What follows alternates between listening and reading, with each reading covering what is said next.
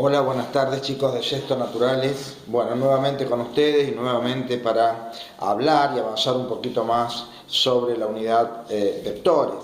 ¿Sí? En el día de hoy, mediante este video explicativo, que va a ser la base para que ustedes puedan interpretar mejor las actividades que van a recibir, vamos a abordar el tema de bases ortogonales. En realidad vamos a abordar algunos temas variados y vamos a empezar con lo que es una base ortogonal, tanto en el plano como en el espacio. Bueno, si hablamos de base ortogonal, llamamos en el plano a los dos versores asociados a los ejes X e Y del plano. Entonces, esta será una base ortogonal en el plano. De la misma manera, en el espacio, sumamos un eje más, que es el eje Z, y el que mide un poco la profundidad, aparte de el estudio horizontal y vertical que me dan los ejes X, sumo un tercer eje que me estudiaría la profundidad de un fenómeno. Entonces, bueno, aquí tenemos tres versores asociados, como siempre el versor asociado a X lo vamos a llamar Y, el versor asociado al eje Y lo vamos a llamar J, y el versor asociado al tercer eje en el espacio, al eje Z, lo vamos a llamar K. De esta manera definimos los tres versores asociados a las bases, y a eso es lo que vamos a denominar de ahora en más base canónica, tanto en el plano como en el espacio. Nosotros ya estudiamos lo que era un versor asociado a un vector y dijimos que ese versor es un versor siempre de módulo unitario, que quiere decir que su módulo va a valer 1. Es por eso que acá hice tres ejemplos simplemente de calcular los productos escalares entre los versores, ¿sí? Y ustedes fíjense que cuando nosotros, ¿por qué se llaman bases ortogonales? Bueno, porque esos versores están perpendiculares uno a otro, ¿verdad? El versor Y perpendicular al J, el J al Z y así sucesivamente. Entonces, si nosotros pretenderíamos calcular el producto escalar entre versores, nosotros podemos decir, bueno, el producto escalar entre un mismo versor, en este caso, por ejemplo, el producto escalar entre el versor Y, ¿a qué sería igual? Por la fórmula de producto escalar, yo tengo que el módulo de Y por el módulo de Y por el coseno del ángulo que forma II, pero como es el mismo versor, el ángulo es 0. Entonces, por el coseno de 0 que me da 1. Entonces, el módulo de un versor es 1. Por el módulo de un versor es 1, por el coseno de 0 que es 1 me daría 1. Ahora, los productos escalares entre versores ortogonales, es decir, entre versores que no son iguales, por ejemplo, entre el versor Y y el versor J, o entre el versor J y el versor K, y así sucesivamente, darían todos 0. ¿Por qué? Porque aplicando la fórmula de producto escalar, nosotros tenemos que el módulo de Y por el módulo de J por el coseno del ángulo que forman IJ, pero IJ forman ángulos de 90 grados. Entonces el coseno de 90 es 0, por lo tanto, siempre desemboco en la misma respuesta, 0, porque el coseno de 90 es 0. Por lo tanto, el único producto escalar entre versores que va a dar 1 es el producto escalar que se haga con el mismo versor, ¿sí? O el y, como hice en el ejemplo, o el JJ o el KK, ¿sí? Los demás, como son ortogonales y miden 90 grados sus ángulos de separación, su producto escalar va a ser 0. Eso a propósito, y un poco se los conté, porque van a encontrar ejemplos y actividades en el apunte, y obviamente tienen que interpretarlo de la misma manera como se los conté anteriormente. Bueno, dicho esto, vamos a definir a continuación lo que son los versores por componentes o en componentes, ¿sí? Bueno, un versor en componente va a ser aquel versor que tenga definidas sus componentes, tanto en el plano, cuando hay dos componentes, por ejemplo, el vector A tiene la componente AX y AI porque está en el plano, o en el espacio, entonces sumará una componente más. Tendremos que hablar de la componente del vector A, de Y, de X, de Y y de Z. Eso en el espacio. Bueno, Como habitualmente hacemos o hicimos cuando definimos vectores, existen las operaciones entre vectores y también entre vectores por componentes. Ustedes saben que hablar de dos vectores con componentes es hablar, como dijimos anteriormente, de su vector y las componentes asociadas, ¿verdad? Tanto al plano o al espacio. Y si yo quisiera sumar esos dos vectores dados, simplemente la suma de esos dos vectores se lleva a cabo haciendo la suma de cada uno de los vectores correspondientes, de las componentes correspondientes. Por ejemplo, si yo quiero sumar este vector A y este vector B por componentes, me quedará un nuevo vector, porque me va a dar un nuevo vector, y su primer componente va a ser AX más BX, la segunda componente va a ser AI, BI, y la tercer componente va a ser AZ, BZ. ¿Sí? Es fácil darse cuenta. Abajo hay un ejemplo numérico. Fíjense, el vector A tiene componente 0, menos 1, 2, y el vector B tiene componente menos 3, 4, 1. ¿Qué significa hallar el vector por componente A más B? Sumar las componentes de cada eje. Por lo tanto, 0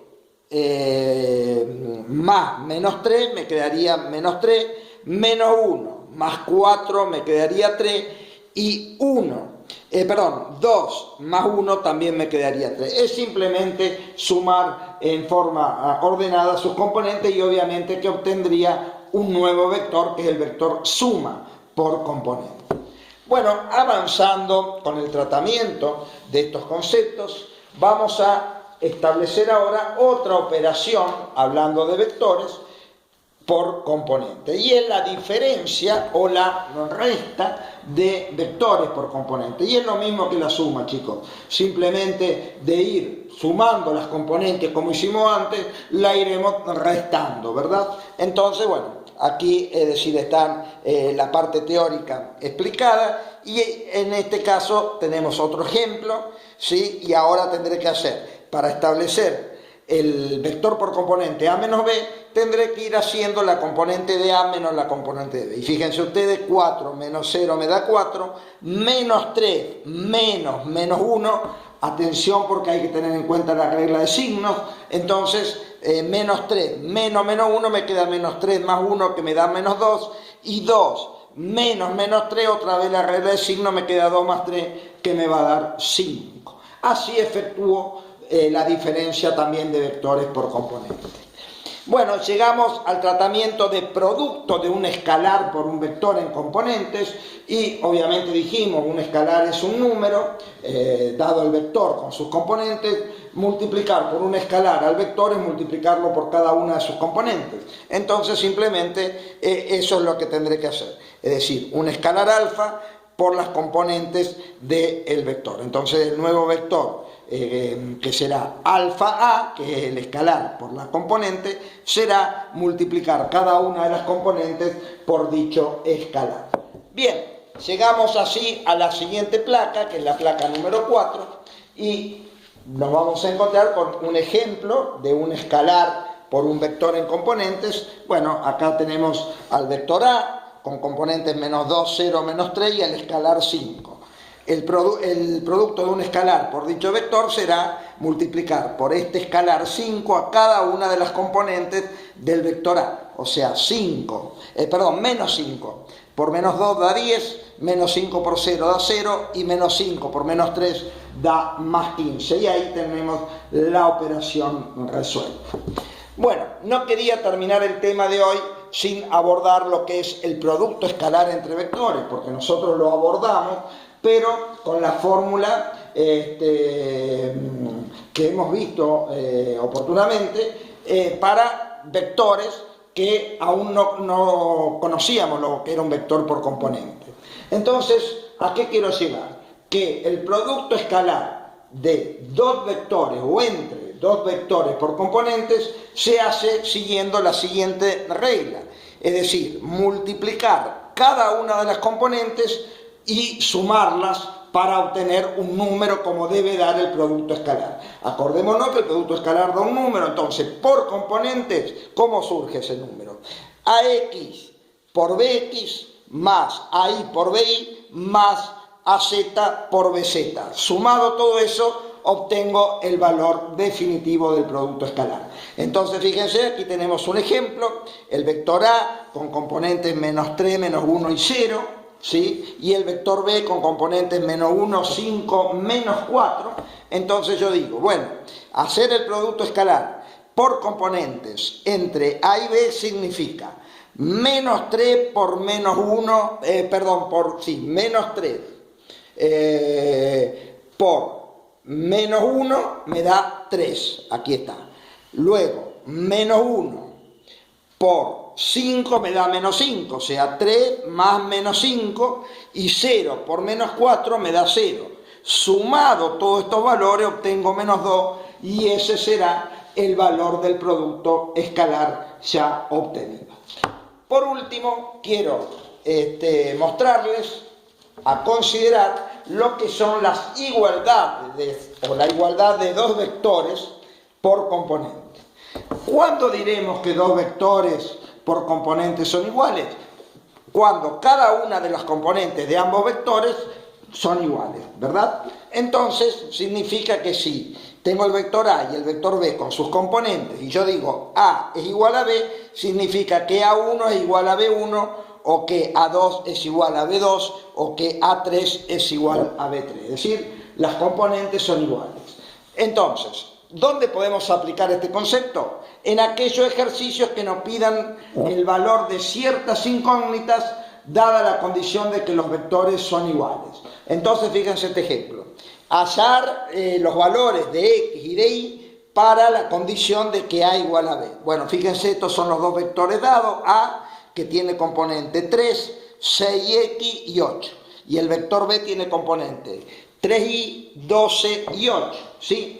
Entonces, ¿qué quiere decir? Como la condición es que los vectores son iguales, yo puedo igualar las componentes de X o de Y o de Z. Entonces yo puedo decir que 3 es igual a 3y, porque son las componentes en el orden X. De acá, despejando Y, me queda 3 sobre 3, entonces Y es igual a 1. Hace el valor de Y. Lo mismo para X, fíjense, 6x, que es la componente segunda, es igual a 12, que es la componente segunda del otro vector. Entonces digo, 6x igual a 12, despejando X me queda 12 dividido 6, que me da 2. ¿Sí? Y la otra componente no la tengo en cuenta porque ya obtuve lo que me pide el problema, que son los valores de X y de Y. Así que bueno, esto es un poco lo que yo les quería mostrar, porque van a avanzar en el capítulo de vectores hasta la página 166 y ya van a tener las especificaciones, las actividades, hasta dónde tienen que avanzar, pero un poco todo lo que vimos les va a servir para ir resolviendo todos los ejemplos y las actividades 5 y 6 del apunte. Bueno, simplemente es todo por hoy. Les agradezco la atención como de costumbre y los invito a trabajar, los invito a estar de buen ánimo, seguir cuidándose y trabajando y aprendiendo, y bueno, hasta que así podamos abordar el fin del ciclo lectivo. Así que bueno, saludarlos nuevamente, les mando un abrazo enorme a todos. Estamos siempre a disposición para todas las consultas por WhatsApp, por Hotmail y por Gmail. Y bueno, continuamente en contacto, seguimos trabajando todos juntos. Nuevamente un abrazo para todos, buenas tardes, hasta siempre.